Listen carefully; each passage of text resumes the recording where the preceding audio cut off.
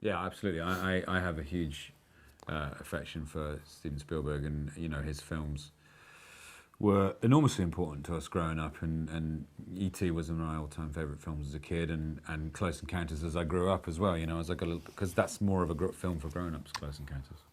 Jaws. Raiders. Oh my God, Raiders! I remember going to see Raiders at the cinema and coming back and just trying to explain it to my mum, and being like, just wanting a whip. Yeah, wanting a whip and hating snakes, and couldn't believe that Paul Freeman's head had blown up. It's quite a gory film, Raiders. We won't make a comment about the formal qualities of science fiction films. We used a lot of our own knowledge of them to create the film, because the film is, kind of about the way that Paul has influenced all of science fiction. But we didn't feel like we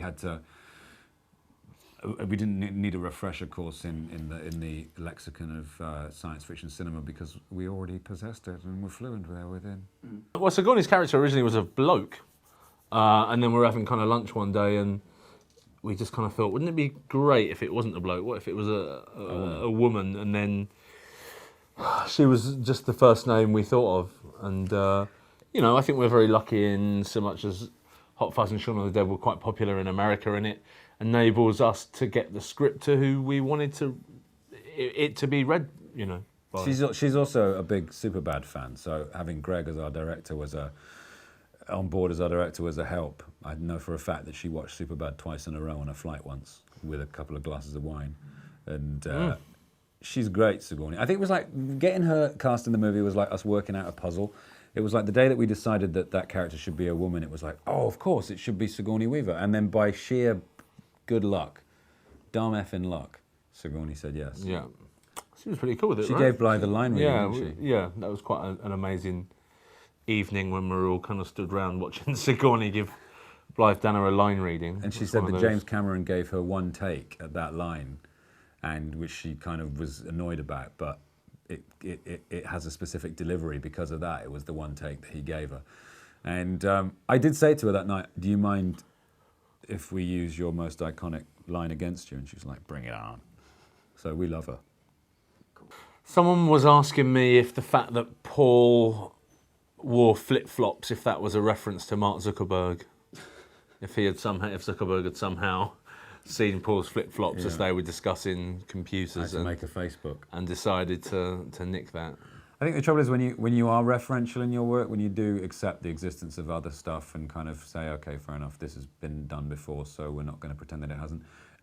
People think everything's a reference. We're kind of a victim of the fact that no one thinks anything we've ever written is original because they think it's all stolen. It's not. There are at least 1%. Three things in Paul that we didn't write.